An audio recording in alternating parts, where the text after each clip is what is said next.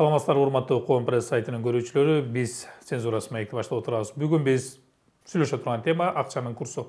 Буга чейин да биз атайын экономистти чакырып, бул жерден ошол эмне үчүн доллар көтөрүлүп жатат, өсүп жатат, жана башка суроолорду көтөргөнбүз. Бүгүн так ушул акча менен түздөн түз иштешкен. Жеке менчикке акча алмаштыруучу жайларды башын бириктирген ассоциациясынын, Альянс ассоциациясынын төрагасынын орун басары Азамат Алмазбековду чакырганбыз. Сизден биринчи эле сурай турган нерсе, бүгүн эртең мененки курс кандай болду? Доллар канчадан сатып алып атасыздар? Кайра эгерде 1,5 доллар сатып алам десе канчадан берип атасыздар? Саламатсыздарбы? Бүгүн эртең мененки курс кечеки бойдон эле 105тен алып 107тен сатып атабыз. Демек, мен эгерде доллар берде турган болсам, 1 долларга 105 сом бересиздер, а эгер сатып ала турган болсам 107 сомдон сатып алам. Эми канча күндө мисалы көтөрүлүп чыкты да, дагы көтөрүлөт деген божомолдор бар. Азыр болжолдуу эсептер бар, анткени күнүгө сиздер ошол акча менен эсептешип атасыздар. Күнүгө сиздер биржаны карап отурасыздар. Болжолдуу прогноз барбы? Болжолдуу прогноз бул Украинадагы, Россиядагы болуп жаткан көйгөйгө байланыштуу болот. Мен көз карашым боюнча жакшы жагынан чечилип келатат.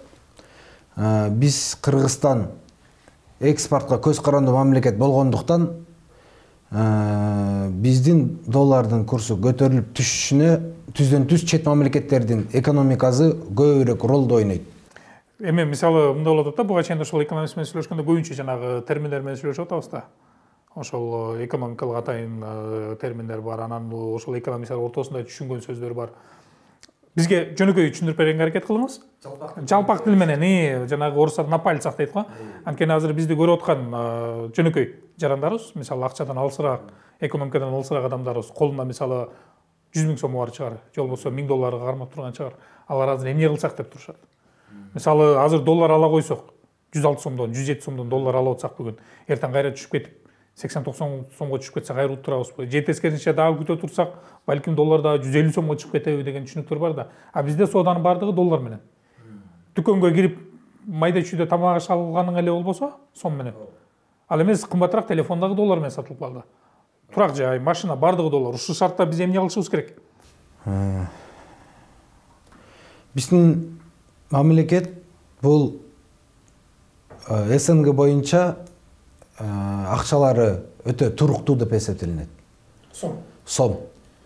Башка мамлекеттерде биздикине караганда бир кыйла курстары түшүп кетти. Доллардын баасы көтөрүлүп, курстары түшүп кетти. Дүйнө жүзүндө эле доллар жүрөт. Бүт соодагерлердин төлөй турган акчалары, бизнесмендердин төлөй турган акчалары мамлекеттин астында болобу, кредит алса дагы доллар менен алат. Товарга төлөйүн десе дагы доллар менен төлөйт. Импорт экспорт. Импорт экспорт. Чет мамлекетке сатсаң да, чет мамлекеттен сатып алсаң да доллар менен төлөнөт. Бирок ошого карабастан биздин улуттук банкка баа берип кете турчу нерсе, алар сомдун курсун башка мамлекеттерге караганда жакшы кармап келатат. 105 деген бул көрүнүш, бул чоң держава, федерация орустардын акчасы биздикинен да ылдый болуп калды азыр. Бизде алтын чыккандыктан анчалык деле көп долларга муктаждык жок болгондуктан бизде курс кармалып турат. Эми мисалы мындай да, Россия менен Украина согушуп атат, бизде кандай? Россия менен Украина согушканды. Россиянын ошол эле товарларын Европа албай койду. Алардын макул рубль түшсүн, а биздинге кандай тиешеси бар? Бизге тиешеси түздөн түз бар. Себеби акча которуу системалары бул SWIFT деген SWIFT менен которулат. Система менен которулат. Ал SWIFT система Орусияга мындай айтканда санкция деген бул чектөөлөрдү киргизип койду деген сөз. Ар кандай бир эле SWIFT эмес, бул именно акча тууралуу чектөөнү киргизди. Алдан тышкарыдагы толтура көйгөйдү жарата турчу чектөөлөр киргизип койду. Ал чектөөлөр бизге дагы түздөн түз тиешеси бар. Бизге тиешеси бар, Казакстанга тиешеси бар. Бизге окшошкон ошол бизди курчап турган тегерек чет жүздөгү мамлекеттердин баарына тиешелүү болот. болот. Мисалы биз Россиядан доллар менен сатып алабыз да. Ошол эле буудайды сатып алганда, мисалы ошол эле жанагы бензин сатып алганда, күйүүчү майларды. Эгерде аларда доллардын курсу көтөрүлүп кетсе, бизге көбүрөөк сатып алмакпыз да. Мисалы ошол эле 100 долларга илгери мисалы да 100 долларга алардын курсу бизден сомго караганда жогору болуп турганда 1 литр бензин сатып алган болсок мисалы, азыр 100 долларга көбүрөөк сатып алышыбыз керек эле да. Бизде кайра тескерисинче. Эми бул жөнөкөй калкка түшүндүрүш үчүн бул бизде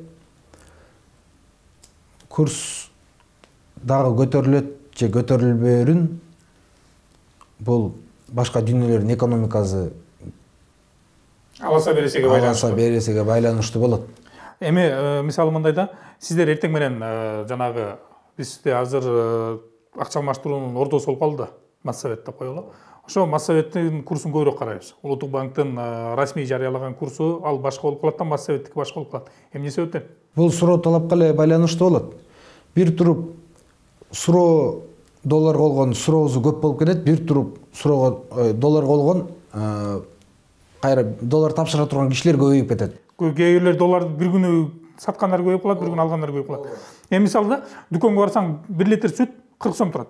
Мисалы да. Анан кийин элдин баары барып бир дүкөндөн эле 1 литр сүттү баары сатып ала берсе, бирок ал түгөнүп баратса айтат, эме сүтүм түгөнүп калды деп. Ал 50 сомго көтөрүп жүрбөйт да. Мисалы 10 литр сүт алып келип сатып атат. Анан кийин улам 5 киши келип сатып ала баштаса, кечке чейин жетпээрдин көзү жетти да. Ал 50 сомго көтөрүп жүрбөйт да. Ал ошол сүт түгөнгөнчө 40 сомдон сатат да. Долларга келгенде эмне үчүн Моссовет долларды көбүрөөк сатып ала баштаса, курсту көтөрүп таштайт. Кыргызстан Бишкекте көптөгөн бизнесмендер бар.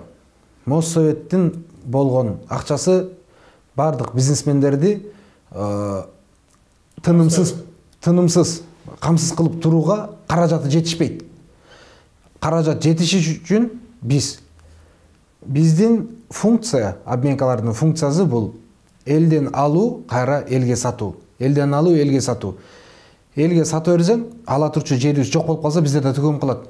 Каяктан аларыбызды билбей, биз да билбей баштайбыз, банктардан алып баштайбыз, коммерческий банктардан. Коммерческий банктар же болбосо элдер ушуга окшошкон жаңылыктарды укканда өздөрүнүн долларларын тапшырбай баштайт. Эми аларды да түшүнсө болот. Башка бизди курчап турган тегерек четтеги мамлекеттерде акчаларынын баазы түшүп, доллардын курсу көтөрүлүп атса, мамлекеттердин кырдаалдары оор болуп жатса, бул бизге түздөн түз тиешеси бар деп элдер да кармап турганы бар. Мисалы доллар сатып алам деп келсе да, мисалы деп кой. Доллар сатып алам деп келсе, кече 84-50дөн болот атканда мисалы. Жок, 84-50дөн эле сатып, же болбосо 84-50дөн эле алып туруп, келгенде доллар жок деп отуруп койсочу. Мисалы ошол эле Моссовет. Кандай болот? Мүмкүн беле ушул нерсе? Андай нерсе ар бир акча алмаштыруу жай бул жеке менчик. Анан ар бир жеке менчик кишиге мен мындай ойлон, тигиндей ойлон деп айта албайм. Бул жон гана бизнес. Бул жон гана бизнес. Бирок биздин кызмат бул элди тейлөө. Эл алып келсе беребиз, эл алып келбесе бере албайбыз, түгөнөт бизде дагы. Мисалы Улуттук банк чектөөлөрдү коюп коет да. Чектөөлөрдү койгондо өзүнүн курсун коюп атат да. Мисалы бүгүн эртең менен жарыялады саат 9-да. Мисалга айтып атам да. Доллар 100 сом деп койду. 1 доллар 100 сом деп койду. Сиздерге көрсөтмө береби? Мындан ашырба, же болбосо мындан кемитпе деген. Улуттук банктан бир атайын лицензия берип атканда биздин курс менен иштегиле, же болбосо да башка түшүнүктөр барбы? Бул Национальный банк бул доллар бүгүн 3 сом деп берсе, анда бүт коммерческий банктарга доллар таратты деген сөз. Коммерческий банктарга доллар жетишсиздикти жаратып атса, анда Улуттук банктан алган 3 сомдон, жана сиз айткан 3 сомдон алган долларын Улуттук банктан сатып алышат дагы, алар бизнесмендерге, өзлөрүнүн кредиттерин жаба турчу кишилерге, бизге окшошкон акча алмаштыруу жайларга долларларын тарата баштайт. Биз ал долларларды алып туруп, биз дальше элдерге тарата баштайбыз. Жетпей аткан элдерге тарата баштайбыз. Ошентип, мындай айтканда, сунуш көбөйө баштайт. Демек, Улуттук банк эртең менен курсту коюп туруп доллар таратса, доллардын баасы сунуштап элге мисалы ошол эле коммерциялык банктарга долларды саткан болсо, анда доллардын курсу ылдый түшүшү мүмкүн. Азыр акыркы жолу качан сатты Улуттук банк? Акыркы жолу бир 2 жума мурун саткан. Андан бери мындай рынокко доллар чыга элек. Андан бери Улуттук банктан чыга элек. Демек азыркы шартты айта турган болсок, 2 аптадан бери элдин баары доллар сатып алып сандыгында сактап отурат. Анткени дагы бар. Доллар керек болгону дагы, кереги жок болгону дагы алып бергени бар. Буну экономикалык паника сыяктуудай да. Ушул паникага келгенде да сөз бар да. Мисалы 2014-жылдары бир окуя болгон. 2021-жылда болгон. 2014-жылы мындай окуя болгон. Туруп эле доллар секирип кетти. Анан элдин баары ызы чоолоп түштү. Анан себеби мындай деп белгиленди. Массабетте кимдир бирөө адашып, доллардын курсун көтөрүп алган. Таблону алдашып коюп алганда, элдин баардыгы, жанындагы кошуналардын баардыгы анын таблосун карап туруп, алар таблону көтөрүп жиберген дагы жок жерден курс ойноп кеткен. Анан кийин ушул жерге келгенде, жок, биз анда бул жеке менчик акча алмаштыруучу жайларды жабышыбыз керек. Болбосо мына ушинтип мындай айтканда спекулянт болуп атат. Мындайча айтканда паниканы пайда кылып, анын артынан ажиотажды пайда кылып туруп, анан кийин өзүнүн алып сатарлык ишин жүргүзүп атат. Бул жерден жөнөкөй жерден эле, түз жерден эле киреше табып атат деген сунуштар болгон. Чындап эле сиздер мисалы Массабетте жана акчаны эртең менен мисалы 1000 доллар менен чыктыңыздар соодага. 1000 долларды кармап турсаңыздар, 10 киши келди да 100 доллардан сатып алып туруп 1000 доллар түгөнүп калды. Сиздер курсту көтөрдүңүздөр. Анан кийин бардык жерде көтөрүлүп баштады. Ооба, андай да болот. Ушул шартка келгенде, балким ушул жеке менчик акча алмаштыруучу жайлар ашыкча паника кылып, ашыкча көтөрүлүшүнө таасир берип атасыздарбы? Эгер чынында айтсам, ушул сурооңуз туура суроо. Бирок 2014-жылы бир акча алмаштыруу жай жаңылып, курсту коюп алып, ошонун негизинде көтөрүлүп кетти деген бул туура эмес маалымат. Мындай деп туура түшүндүрмө берсем, бул мындай. Бул жерде чоң магазин дейли. Оптом саткан чоң магазин турат. Баанын көтөрүлүп, анын жанында кичинекей бир павильон турат. Бизнес тилде айтканда кичинекей комок, павильон турат. Эми ошонун ичиндеги товарлардын баазы көтөрүлгөнгө жанында кичинекей павильон же болбосо жанагы комок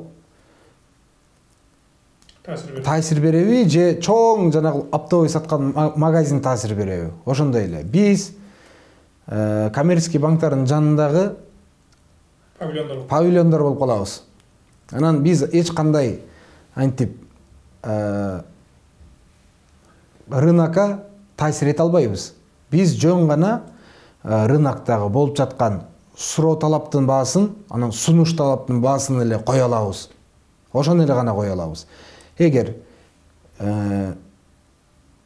бизге элдер акча алып келбей калды, биздин өзүнүн сатып аткан долларыбыз түгөнүп калса, биз изденип башка коммерческий банктардан алабыз, же бизнесмендерден алабыз. Бул эгер ошолордун баарында түгөнүп калса, анан көтөрүү жаратпаса, антпесе көтөрүлүш, доллардын көтөрүлүүнү жаратпайт. Жанагындай эле кайра суроону берейин да, мисалы ошентип мен акча алмаштыруучу жайдамын. Анан мен бүгүн план боюнча 1000 доллар сатмакмын. Күндөгүдөй эле деп элестеттим. 1000 долларды алып келсем, түшкө чейин түгөнүп калды. Сатып алып коюшту. Мен эмне кылдым? Сизге бардым дагы, сизден дагы 1000 доллар алып келдим. Алып келсем, анын да сатып алып коюшту. Мен бүгүн 84.5тен сатып аткам. Анан кийин баарын алып коюшту. Мен барып дагы башка коммерциялык банктан алып келдим, саттым. Аны да сатып алып коюшту. Ошол мен түгөнүп калды. Мен курсту көтөрбөй эле 84.5тен кармап тура берсем, элдин баары кармап тура берсем, эмне болот эле? Келгенде эми мисалы азыр экөөбүз элестетели, дүкөнгө бардык. Дүкөнгө барсак, биз сүт ичкибиз келет. Баардык дүкөндө сүт жок. Бирок баа ошойдон эле тура берсе. Анан эртеби кечпи бир сүт завод алып келет дагы 100 тонна сүттү таштап коет, кайра эле баягы 40 сомдон сатып ала беребиз да. Ошол жерге келгенде мисалы ошол акча алмаштыруучу жайлар доллар түгөнүп баратат деп эле акчанын эмени курсун көтөрүп жибербей кармап тура берсе болот беле? Жок, биз акча алмаштыруу жайлар курсту же кармап туруп же түшүрүү деген жолду биз аткара албайбыз. Биз аны кармап тура албайбыз дагы. Аны коммерческий банк менен национальный банк кармайт аны. Ал акча алмаштыруу жайларынын задачасы эмес да, мамлекеттин акчасын, сомун, курсун кармоо бул акча алмаштыруу жайларынын задачасы эмес да. Демек, мисалы Улуттук банк бүгүн эртең менен койгон курс менен силер иштешиңиздер керек. А бирок салыштыруу айырма бар го. Мисалы бүгүн 107 сомдон сатып атсаңыздар долларды, Улуттук банктыкы койгон расмий курсу 1-2 сомго төмөнүрөөк болот. Болгону Улуттук банк өзү жеке адамга доллар сатпаган үчүн анын курсун карайсың. Улуттук банктын курсу жөн эле расмий болуп калат да. Анан Моссоветке барасың. Моссоветте курс канча экен? Эми сиздин сурооңуз боюнча магазин ичинде сүт түгөнүп калса да атпайсызбы? Бүт магазиндердин баарында сүт түгөнүп калса да атпайсызбы? Ал магазиндер сүт чыгарган заводдорго барып, бизге сүт бергиле, ал заводдор уйларга бизге сүт бергиле деп айта албайт да. Уйлар может, балким сүт бере албай калган себеби бул быйыл кургакчылык болуп чөп жок болсо керек. Чөп жок болуп калса. Жок, ошондо деле мисалы сүттүн баасы сүттүн анан сүттү элди камсыз кылып туруш үчүн сүттү ошол завод башка мамлекеттен алып кирге аргасыз болот да, элди камсыз кылып туруу үчүн. Ал башка мамлекеттен алып киргенде бул уже баазы кымбаттайт деген сөз. Импорт. Ага раста мошко төлөш керек, баазы кымбаттайт. Анан ал кымбатыраак сүт алып келип, алдан кайра сүттү чыгарганда ал минуска кирип сатпайт да. Түшүнүктүү. Ал жерде бул жерде айтканыңыз далилдүү болду. Эми бирок экинчи суроо да. Мисалы 3 күн ичинде 100 сомдон 107 сомго чыгып кетти. 3 күндүн ичинде чет мамлекеттен доллар алып кирген жокпуз да. Биз баягы эле Кыргызстандын ичинде доллар айланып атат да. Ооба, ошондой. 3 күндүн ичинде 7 сомго көтөрүлүп кетти. Бирок Кыргызстандын ичинде доллар айланып атканда, Кыргызстандын ичинде доллар көбүнчөсү чет мамлекетке чыгып кетип атат да. Алып чыгып кетип аткан жок, бул төлөнүп жатат деген сөз. Башка мамлекеттер. Мисалы мен азыр эгерде чет мамлекеттен бир товар сатып ала турган болсом, мен долларым ошол жака кетип атат. Буудай Казакстандан алынат. Казакстанда буудайдын баазы долларга байланылган. Биз каалайбызбы, каалабайбызбы, теңге менен төлөйбүз аны. Теңгенин курсу долларга соотношениеси көтөрүлүп кетти. Значит, соответственно, биз мамлекеттен долларга теңге алып, анан теңге менен төлөйбүз да. Ал уже четке чыгып кетти деген сөз. Бул биринчиси, экинчиси, бул тамак жасай турчу май. Бул Россиядан келет. Бул да Казакстандан келет. Өзүбүздө анчалык деңгээлде производство жок болгондуктан элди камсыздай турчу май заводдору жок. Кыргызстандын ичиндеги доллар чет мамлекетке товар сатып алганы кетип атат, өзүбүздө акча калбай калып атат. Ооба. Мындай айтканда, нан алганга, элин бакканга долларыбыз чыгып, бирок нан кирип атат. Ошондо дагы Кыргыздын сому курсу башка мамлекеттерге караганда туруктуу. Анчалык түшкөн да жок, көтөрүлгөн да жок, анчалык көтөрүлгөн. Көтөрүлдү, бирок башка мамлекеттерге салыштырып анчалык көтөрүлгөн жок. Демек 85 сомдон 105 сомго чыкканы 20 сомго кымбаттаганы анчалык эле салыштырып келгенде анчалык эмес. Салыштырып келгенде анчалык көп эмес. Эми мисалы жогоруда айтып калбадымбы, кимдир бирөө сом менен кармап турат акчасын. Балким күзүндө мал алам деген, жазында мал алам деген бар. Кээ бирлер болсо үй алып койсом жакшы болот эле. Участок алат элем, машинамды алмаштырат элем деп кимдир бирөө сом менен кармап турат, кимдир бирөө доллар менен кармап турат.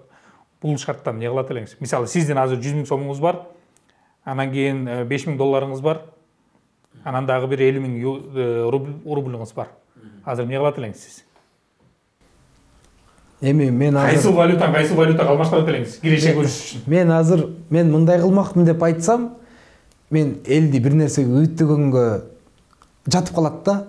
Ошондуктан макул, менде азыр 100 000 сомум бар, 50 000 рубльым бар, анан 5 000 долларым бар. Мен кирешеге кириш үчүн азыр кайсы валютаны сатып алганым оң болот? Сиз өзүңүзгө керектүү эле акчаңызды колдонуңуз. Сом иретинде. Кайсы акча сизге керек болсо ошол эле акчаны колдонуңуз. Эгер жок, мен пайдага чыгып турушум керек дей турган болсоңуз, анда жаз келтат жер иштетиңиз. Жок, мен валютамен ойногум келип атат. Анткени деген мисалы мындай да. Биз азыр жогоруда айтпадымбы? Премиум класстагы телефонго бараса, Мисалы бул жөнөкөй телефондор сом менен сатылып турган болсо, премиум класстагыларга барсаң, доллар менен баасын доллар менен белгилеп койгон. Мисалы бир телефонго барсаң $800 деп жазып койгон. А мен $800 эмне кылам? $800 же доллар менен төлөп барышым керек, же $800 калькуляторго басып, $800 канча сом болот, ошону мен сом менен беришим керек. Аны мамлекеттин деңгээлиндеги аткаруу органдар өздөрү иштеш керек. Ал долларды $800 сатпай сомго сат деген аларга тапшырма берилиш керек дагы. Ошондой көзөмөлдөнүш керек. Мисалы экөөбүз машина алып сатып атабыз. Азыр жөнөкөй эл оозунда жүргөн машиналар $5000 орточо эсеп менен. Мисалы мен сиздердин машина сатып алайын деп атам. Анан кийин жол болсо мен ойлоп атам, азыр жаз чыкса, 21 айда алгандан кийин мен майда бир машина алып коеюн деп турам. Ошол маалда мен азыр сом менен кармап турганым жакшыбы? Анан кийин майга барсам, балким $1 150 сомго чыгып кетет. Же азыр доллар сатып алып койгоным жакшыбы? Бирок антейин десең эртең балким кайра 90 сом, 80 сомго түшүп калат. Бул шартта кайсыл валютада акча кармаган оңураак болот? Күйүп кетпеш үчүн. Биздин жумушта мындай тамашалуу сөз бар. Чынымды айтсам, биз акча алмаштыруу жайда иштеген адамдар, биз доллардын көтөрүлүп түшөбүз, биз заранее билбейбиз. Анан кишилер келип эле бизге уламыз айтып, эми силер ушул жерде иштейсиңер го, доллар көтөрүлөбү же түшөбү деп сурай берет. Бирок биздин тамашалуу мындай иретте жообубуз бар. Мен точно билем, доллар же көтөрүлөт, же түшөт деп эле коебуз. Же нары болот, же бери болот. Же нары болот, же эмне болот экенин биз билбейбиз. Мамлекет, биз мамлекет эмес, дүйнө жүзүндөгү мамлекеттерде кандай экономикалык события болсо, ошонун баары бизге дагы отражение кылат. Бизге дагы мындай тиет да, бизге дагы тиет ошол. Демек, эртең ошол эле Европадагы Украина менен Россиянын ортосунда жаңжал токтосо, стабилдешүү башталат, жеңилденүү башталат. Жеңилденүү башталат. Менин оюмча, жакын арада эгер дүйнө жүзүндө согуш токтосо, же балким доллардан отказ болуп калышы мүмкүн, насовсем. Доллар улам эле кымбаттап кете берсе, мамлекетке жөн эле доллардан баш тартып койгону жеңил да. Аны кылыш үчүн Советский Союздун илгерки мамлекеттер, бул Беларусь, ошол Украина, Өзбекстан, Азербайжан, Кыргызстанга окшошкон мамлекеттер бул сырьевой мамлекет деп эсептелингендиктен, биз ошолордун арасындагы болгон соода сатымды доллар менен эмес, ар бири өзүнүн валютасында эле колдонулганы туура. Доллар түрүндө эмес. Ошондо долларга суроо талап жаралбайт деп эсептейм. Доллар эртең түшөбү көтөрүлөрү билбейм, бирок мамлекетте акыбал турукташа баштаса, кошуна мамлекеттерде, анда түшүшү мүмкүн. Биз Моссоветтеги курска караганда Россия менен Украинанын жаңылыгын көбүрөөк караганыбыз оңураак болот экен да. Абал татаалдашып баратса, доллар көтөрүлүп, абал жеңилдешип баратса, анда ал жердеги жанагы геосаясаттагы аналитиктердин сөзүнө карап, биз доллар сатып алышыбыз керек же тескерисинче долларды сатыш керек болот. Бүгүн мисалы 107ден сатып жетишпей калсаң 105 сомдон, эртең 90га түшүп кете турган болсо 10 сом уттурган болосуң. $1. Эми дагы бир тактоочу нерсе да. Бизде ушул элдин колунда канча доллар бар? Мисалы болжолду сиздер эми мисалы жана айтып атпайсыздарбы? Эмеден банктардан алып сатып атасыздар да. Мисалы бир банк, сиздер болжолду билесиздер, бүгүн $1 миллион сатты. Бир банк, коммерциялык банк, атын атабай эле коеюн. Андай банктан бизде бир 10 банк бар. Анан сиздер билесиздер да, А деген банк бүгүн $100 миллион сатыптыр. Б банкы болсо бүгүн $800 миң сатыптыр. Же болбосо жанагы улуттук банк бир чыгарганда 200-300 миллиондон чыгарган учурлар бар, интервенция депчи. Ошол коммерциялык банктарга сиз айткандай кылып сатып, курсту кармап туруш үчүн. Ушул шарт менен алганда бизде элдин колунда, ошол эле бизнесмендердин элдин колунда, же болбосо мага окшогон жөнөкөй алып сатар күнүмдүк чыгарчасын, кирешесин эсептеп отурган, доллар менен кармап отурган адамдарда болжолдо канча акча бар доллар менен? миллион, миллиард, 1000, 100 миң. Аны эсептеп айтыш кыйын. Мен ал баанын бунун колунда же бул элдин колунда мынча акча бар деп айтпай эле койгонум туура деп эсептейм. Себеби ар бир үй бүлөдө ар кандай акыбал болуп жаткан учур. Жок, мисалы банктагы доллардын сатылышын, алышын болжолдоо эсептеп көргөндө. Болжолдоо эсептеп көргөндө бир 7 миллион сомдон, 10 миллион сомдон азыркы 10 миллион сомдон бир 100 миллион сомго чейин оборот бар деп айталы. Оборот бар. Оборачу эмес. Күнүнө бул төмөнкү көрсөткүчтөр банктарда. Банктарда, финансий сферада. Анан эгерде күнүнө 100 миллион сом менен, 100 миллион сом боло турган болсо, ошондо болжолдуу миллион доллар. Күнүнө алып сатылып аткан, бирөө алып кайра сатып аткан миллион доллар күнүгө алма акча базарында айланып турат. Бирөө алат, бирөө сатат, колдон колго өтүп аткандар. Бирөө алат, сатат, бирөө алат, кредитин жабат. Акчанын айлануусунда бул төмөнкү жагынан айтканда бир миллион доллардай айланыш керек. Балким эмес, андан да жогору экен да. Андан да жогору болушу да мүмкүн. Эми дагы бир нерсе бар да, мисалы сырттан бир күч келгенде, Кыргызстанда бардык эл мамлекеттерде эл бирге калат. Эл бирге калат. Ынтымакка келип, анан кийин баягы оппоненттер, конкуренттер, бири-бири менен душмандашкандар дагы бирге калып тышкы душманга мындайча айтканда каршы турат да. Эми ушул шартта акча алмаштыруучу жайлар биригип бир аракеттериңиздер барбы? Курсту кармаганга, же болбосо бир шарттарды түзүүгө ушул ассоциациябы, же болбосо бул жалгыз эле ассоциация эмес да. Сизге окшогондор дагы бир нече ассоциациялар бар да. Альянстан башка да. Ошолор бир аракет кылып, бир ынтымакташып келгиле курстога ойногондо, жана орусча айтканда резкий скачокторду кармап туралы. Ооба. Ушундай аракеттерди көрөсүзбү? Андай аракеттер ар дайым жүрөт. Ар дайым жүрөт. Биздин акча алмаштыруу жайлардын функциясы бул элди камсыз кылуу да, камсыз кылып туруу. Антпесе банктарда укмуш очередь болмок, бири-биринин үстүнө имишмей, очередь болмок, банктан тааныш издеп акча алмаштырып калмак да, мындайча айтканда. Көмүскө бизнес болуп калмак да. Ооба, көмүскө бизнес, чорный рынок кирип кетмек. Акча алмаштыруу жайлар бул элдин камсыздап туруу. Анан резкий скачок болгондо биз андай резкий скачок кылбайбыз. Курсубуз ошомойдон калат, Кирип келген эле бизге кишиге, кирип кимге мындай айтканда керек болсо, керек болуп, мисалы үчүн азыр барып төлөш керек болуп аткан кишилерге кимге керек болсо ошо кирип сурайт да. Ошо кирип суразы эле биз бул курсту кармап турабыз. Элдер паникага түшпөсүн деп ошентип биз курсту бизде кармаганга себепкер болобуз. Мисалы, сиздин акча алмаштыруучу жайыңызга барсам, сыртында 105 сом деп турат. Анан кийин кирип, мен сатып алайын десе, жок, мен сыртка паника болбосун деп 105 деп сатып коюп койдум. Чынында доллар 106 сом. Ушундай кылып сатасыздар да. Мисалы, сыртка башка вывесканы илип, жарыяны илип, ичке киргенде соданы башкачараак жазап. Эми түшүндүрүү иши мененчи? Түшүндүрүү иши менен. Мисалы, мен азыр 100 доллар көтөрүп барсам, сиздин акча алмаштыруу жайыңызга 105 сомду көрүп кирип барсам, жок досум.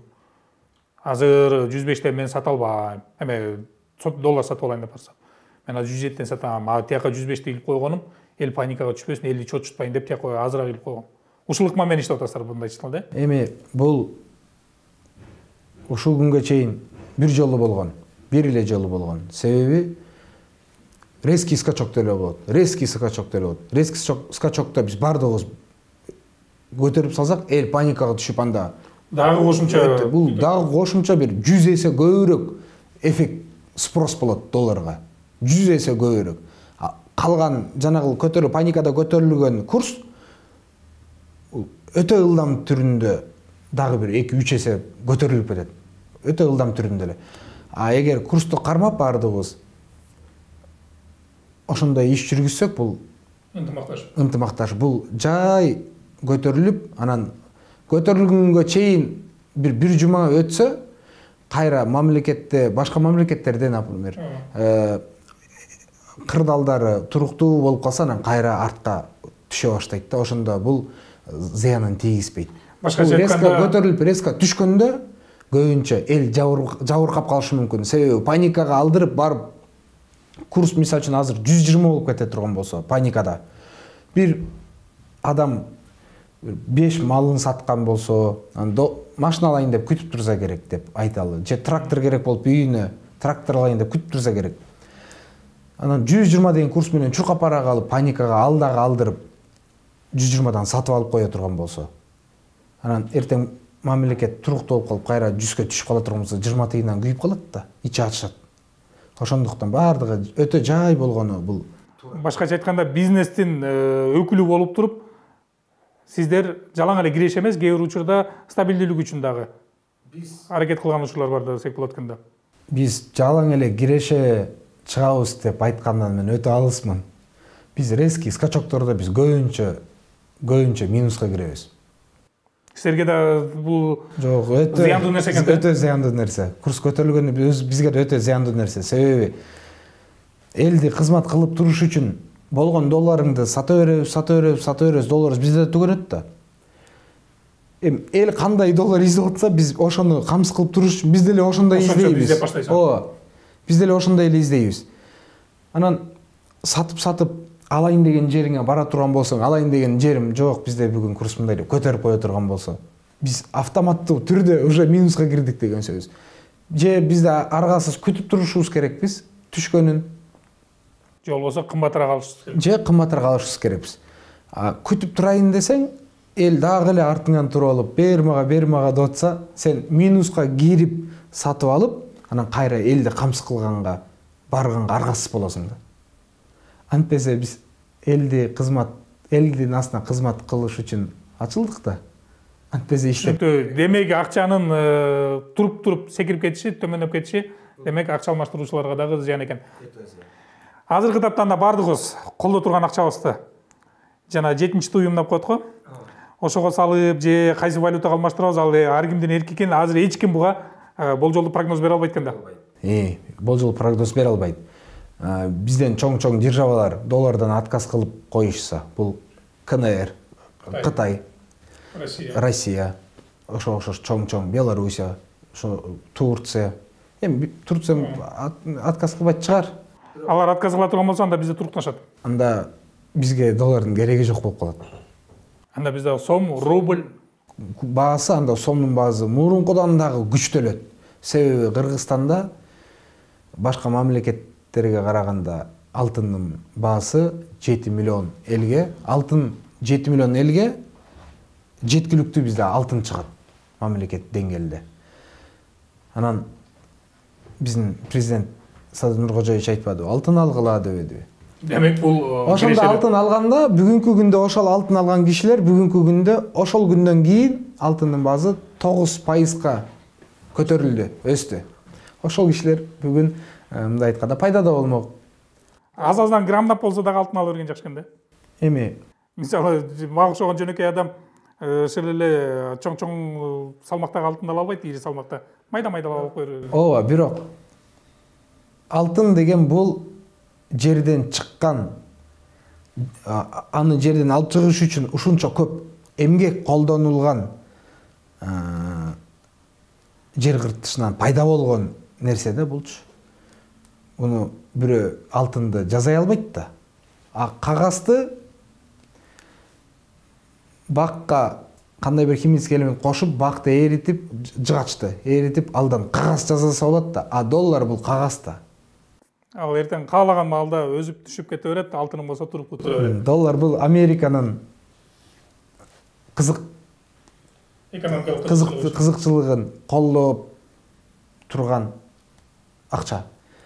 Америка мамлекеттери эртеңки күндөн баштап момчанча жылдан чыгарылган доллар, момчанча жылга чейинки долларлар оборотто жок алынсын деген эле указание чыгарып койсо, ушунча дүйнөдө болгон доллардын баары саманга айланып калат да. Момчанча жылдан чыгарылган алтындан баштап момчанча жылга чейин алтын жокко чыгарылсын десе деле ал жокко чыгарылбайт да. Бул алтын бул алтын боюнча калат деген сөз. Түшүнүктүү. Рахмат бизге ушул жөнөкөй тил менен элге азыр кызыкчылык пайда кылып аткан ушул курс жөнүндө түшүндүрүп бергениңизге. Чындап эле эгерде биз килограммдап же болбосо ири көлөмдөгү алтын ала албасак дагы балким граммдап 1 грамм, 100 грамм, 10 грамм жана башка менен алтын алганыбыз деле адистердин айтымында, адистер айтмакчы пайдалуу. Ал эми эгерде сизде чөнтөгүңүздө рубль, сом, доллар, юань, балким теңге боло турган болсо, аны кантип пайдаланасыздар? Бул 7-чи уюмга гана таандык экен. Себеп дегенде адистердин белгилешинче азыркы тапта экономикалык жүрүштү же болбосо акчанын арзандашы, кымбатташы боюнча эч ким прогноз бере албайт. Ал эми эмне себептен азыркы тапта доллар кескин түрдө кымбаттап кетти? Биздин Альянс акча алмаштыруучулар ассоциациясынын төрагасынын орун басары Алтынбек Азамат Алмазбеков түшүндүрүп берди.